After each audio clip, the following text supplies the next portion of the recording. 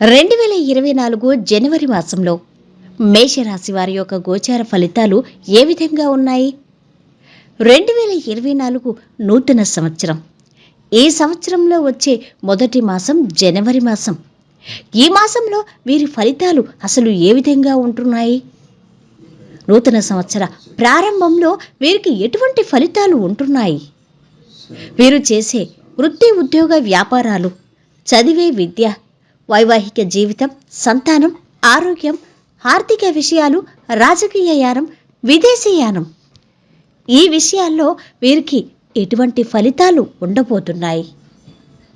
అదేవిధంగా మరిన్ని మంచి ఫలితాల కోసం వీరు ఏ దేవత ఆరాధన చెయ్యాలి? ఎటువంటి ఫలితాలు పాటించాలి? పరిహారాలు పాటించాలి? ఈ పూర్తి వివరాలు వీడియోలో తెలుసుకుందాం. అన్నింటికన్నా ముందు మా ఛానల్ని మీరు మొదటిసారి చూస్తున్నట్టయితే కనుక ఛానల్ని సబ్స్క్రైబ్ చేసుకోండి. పక్కనే ఉన్న బెల్ ఐకాన్ని యాక్టివేట్ చేసుకోండి. దీనివల్ల మేము చేసే ప్రతి వీడియో నోటిఫికేషన్ ద్వారా మీ దాకా చేరుతుంది. ఇక గోచారం అంటే గ్రహచారం. గ్రహచారం అంటే గ్రహాల స్థితి, యుతి, దృష్టి, కలయిక, వీటన్నిటిని బట్టే ఫలితాలు ఆధారపడి ఉంటాయి. అయితే 2024 జనవరి మాసంలో మేషరాశి వారి యొక్క గ్రహస్థితి అసలు ఏ విధంగా ఉంది? ఇది తెలుసుకుంటే గనక ఈ గ్రహస్థితిని బట్టి వీరి ఫలితాలు ఆధారపడి ఉంటాయి. అయితే వీరి యొక్క గ్రహస్థితి ఏ విధంగా ఉంది అనేది చూద్దాం. మేషంలో గురువు సంచారం జరుగుతోంది. కన్య రాశిలో కేతువు సంచారం. వృశ్చికంలో శుక్రుడు, బుధుడు ఉండబోతున్నాడు. ధనుసు రాశిలో రవి, కుజుడు ఉండబోతున్నాడు. ఇక మకరంలో శని భగవానుడు సంచరిస్తున్నాడు. మీనరాశిలో రాహువు సంచారం జరుగుతుంది.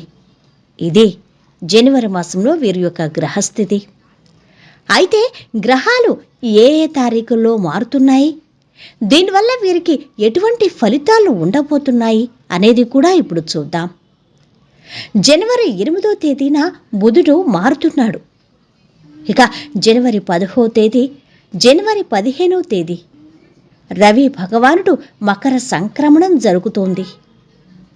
ఇక జనవరి 19 నుంచి వృశ్చికం నుండి శుక్రుడు ధనుసు రాశిలోకి సంచరిస్తున్నాడు. ఈ గ్రహాలు ఈ తేదీల్లో మారుతున్నాయి. అయితే గ్రహాల మార్పు వలన వీరికి ఎటువంటి ఫలితాలు కలుగుతున్నాయో చూద్దాం.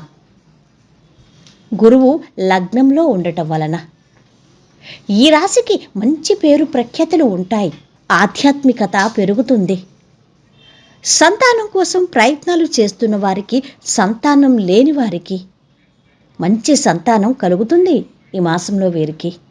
ఇక రాజకీయ రంగాల్లో ఉన్నవారికి మంచి అభివృద్ధి. ఇక లగ్నంలో గురువు ఉండటం వలన వీరికి లాభస్థానంలో ఉంటుంది. లాభస్థానంలో శని భగవానుడు ఉంటున్నాడు. దీన్నే లాభశని అంటారు. లాభశని అన్ని కర్మలు లాభదాయకంగా ఉండేలా చేస్తుంది. దీనివల్ల ధనాన్ని ఎక్కువగా సంపాదించుకోగలుగుతారు. కొత్త భాగస్వాములు ఏర్పడతారు. అది వ్యాపార భాగస్వాములు కావచ్చు, అదేవిధంగా ఉద్యోగాల్లో, వ్యాపారాల్లో, పెట్టుబడులకు సంబంధించి భాగస్వాములు కావచ్చు. ఏదేమైనా కొత్త భాగస్వాములు ఏర్పడటం జరుగుతుంది. ఇది 8వ తేదీ వరకు. ఇక 8వ తేదీ తర్వాత వీరు అంటే మేషరాశి వారు వీరి యొక్క సహోదరులతో జాగ్రత్తగా ఉండాలి. వీరితో మాట్లాడేటప్పుడు, కుటుంబ విషయాలు చర్చించుకునేటప్పుడు ఆచితూచి వ్యవహరించాలి. గొడవలకు పోకూడదు. ఇక 8వ తేదీ తర్వాత వీరు అప్పులు ఇవ్వటం కానీ, తీసుకోవటం కానీ ఇటువంటివి అస్సలు చేయకూడదు. ఇక భూ, గృహ, విద్యా సంబంధ విషయాల్లో మాత్రం వీరికి బాగుంటుంది. బుధుడు అనుకూలంగా ఉన్నాడు కాబట్టి విద్యార్థులకు చాలా బాగుంటుంది సమయం. ఇక పూర్వీకుల నుండి వచ్చిన ఆస్తిపాస్తులు పెరుగుతాయి, రెట్టింపు అవుతాయి. ఇక రాజ్యస్థానంలో రవి, కుజులు ఉండటం వలన వీరి తండ్రి లేదంటే తండ్రి లాంటి వారితో కొంత ఒత్తిడి, స్ట్రెస్ ఉంటుంది ఈ మాసంలో వీరికి. ఇక జనవరి 15 నుండి రవి మారుతాడు. దీనివలన వీరికి కొన్ని ఉపయోగాలు. అదేవిధంగా డాక్టర్లకు, మెడికల్ రంగంలో ఉన్నవారికి, ఈ ఫీల్డ్కు సంబంధించి అన్ని రంగాల్లోనూ వారికి అభివృద్ధి యోగం ఉంటుంది రవి మారడం వలన. ఇక ద్వాదశంలో రాహువు స్థితి ఉంది. దీనివలన వీరికి ఎటువంటి ఉపయోగం ఉంటుంది అంటే విదేశాల్లో ఉన్నవారికి మంచి జరుగుతుంది.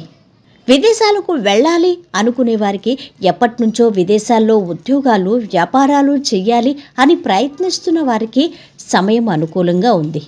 విదేశీ యోగానికి సంపూర్ణ మద్దతు లభిస్తుంది. మంచి ఫలితాలు ఉంటున్నాయి ఈ రాశి వారికి ద్వాదశంలో రాహువు ఉండటం వలన. అయితే 8వ తేదీ నుండి ఈ రాశి వారు ఈ నెలంతా అప్పుల విషయంలో జాగ్రత్తగా ఉండాలి. అప్పులు ఇచ్చినా తిరిగి రావు. ఒకవేళ మీరు ఎవరి దగ్గరైనా అప్పు తీసుకున్నా అది జీవితంలో తీర్చలేరు. కాబట్టి అప్పులు ఇవ్వటం తీసుకోవటం ఈ విషయంలో జాగ్రత్తగా ఉండండి. ఇక అగ్రిమెంట్ చేసుకునే విషయంలో కూడా ఆచితూచి వ్యవహరించాలి.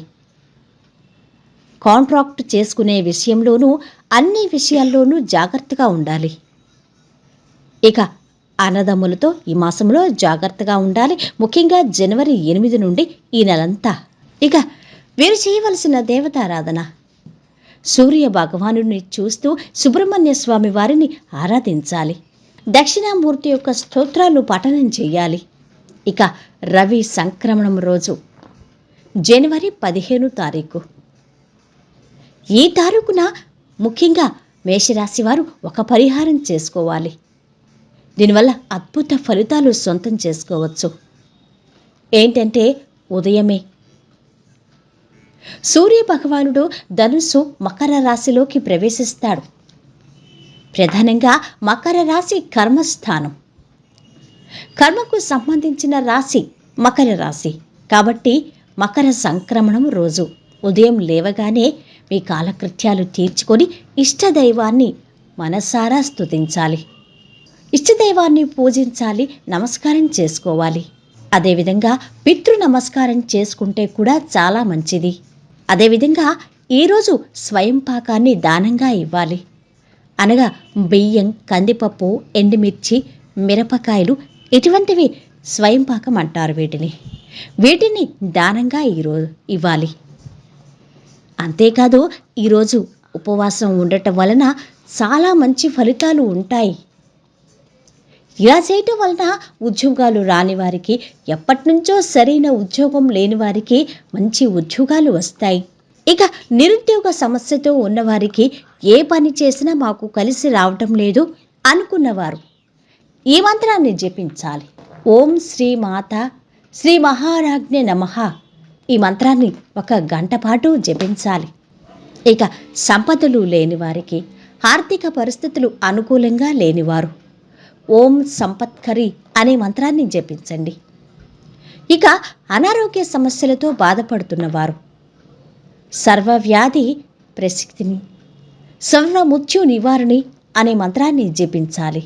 ఇలా చేసినట్టయితే మీకు ఎటువంటి అనారోగ్య సమస్యలు ఉన్నా దూరమైపోతాయి. ఈ మంత్రాలన్నీ కూడా అమ్మవారి సన్నిధిలో కుంకుమతో, అక్షింతలతో అమ్మవారిని అర్చిస్తూ చెయ్యాలి. అయితే చాలామందికి ఒక అనుమానం ఉంటుంది.